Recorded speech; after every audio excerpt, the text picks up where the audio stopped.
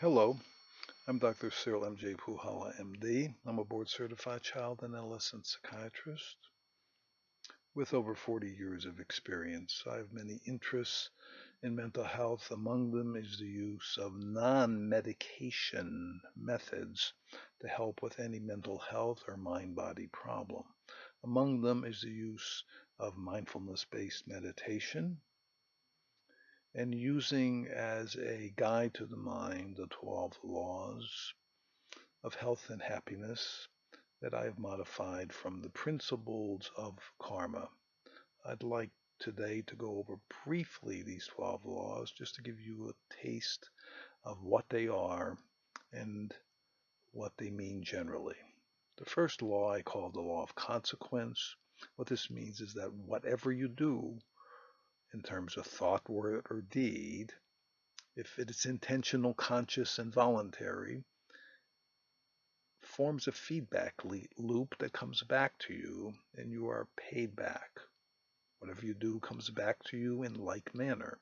If you are helpful, you will be helped. If you are harmful, even in thinking something, somewhere along the line you will be harmed. If you are not harmed immediately, the amount of time it takes for the consequence to return back to you will be multiplied by that time factor and become more powerful. For example, you may have a helpful thought towards one of your enemies and be rewarded a month from now by something good happening to you that you may not even connect up with this. Or vice versa.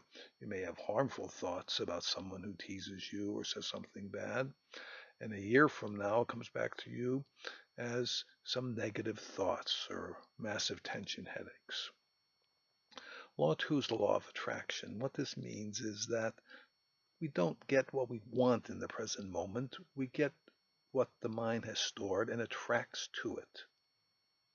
Each of these laws has a key word. The first word is of law 1 is consequence. Law 2, it's attraction. The mind attracts not what we want, but what we have stored up. If you've stored up harm, negativity, that's what you're going to attract. The basic rule is here is create in yourself what you want, what you need, what you think will be best for you in the long run.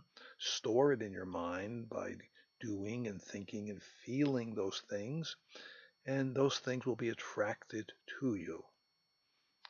Law 3 is the law of avoidance. What you resist persists. We think by avoiding negativity and negative feelings, they go away. They don't. They just store up. It is best to deal with them when they occur, to feel their energy. Law 4 is the law of self-adjustment. All change must begin within the self, with thoughts, feelings, motivations, intentions, in beliefs, not in changing others or the outside of world.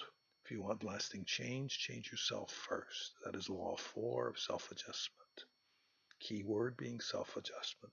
Law 5 is the law of mirrors. This is a complicated law. We will just do the general meaning, which is our life has mirrors on the outside of us, on the inside of us, that reflect what needs to change in us. If something really bothers us on the outside, like someone irritates us, that's because inside of us we have stored up irritation that attracts that irritation, and this is a message to us, a lesson to be learned that we need to change.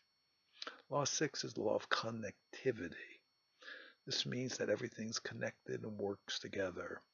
Our mind is connected to our body is connected to other people, and other people are connected to the outside world. In fact, we are a connected self made up of mind, body, the others in our life, and all the forces of the outside world. I call this for short the MBO complex. M for mind, B for body, O summarizing outside world and others. What helps any one of these parts helps the whole. What harms any one of these parts harms the whole.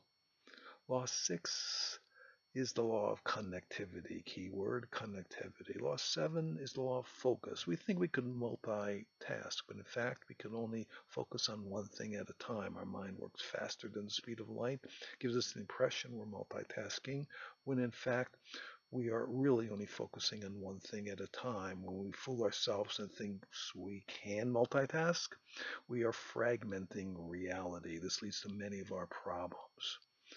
Trying to do two, three, four things at once, we fragment our attention, we fragment the amount of energy we apply, and everything suffers.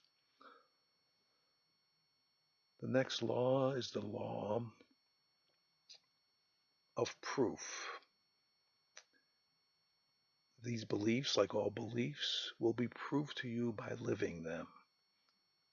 If a law or a belief is helpful and truthful, it will give you positive feedback. If it is harmful or false, it will give you negative feedback.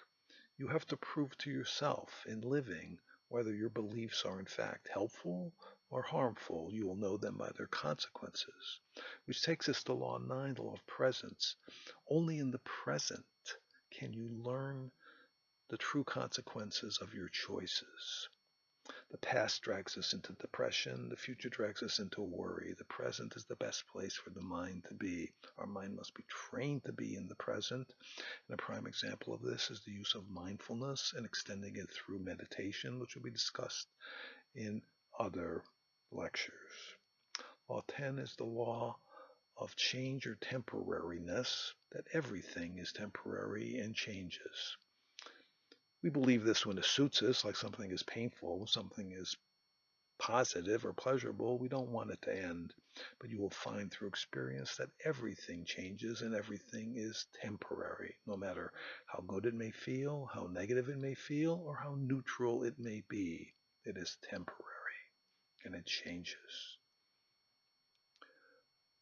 Law 10 we just discussed, and the key word is temporariness or change. Law 11 is the law of patience. What this means is that because of change and temporariness, everything has its own timeline and place and space. We must be patient to let its wave-like quality unfold so we can investigate it and appreciate it and know it. But in fact, we're impatient. We think everything should work on our timeline, which is not the case. Patience is always rewarded, but only in its own time, based on all the connectivity the thing we are dealing with has.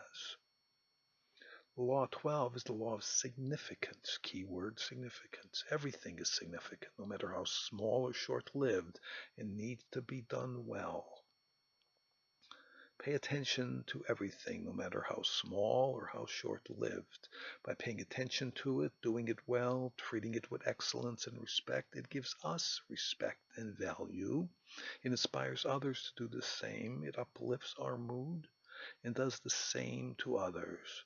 The key word here is significance. Just to review, the key words are consequence, attraction, avoidance, self-adjustment, mirrors of life, connectivity, focus, proof, presence, temporariness, patience, and significance. Those 12 keywords can become like a checklist when you are making any choice. We will go into this in future discussions. Signing off for now, this is Dr. Seal M.J. Puhala, MD.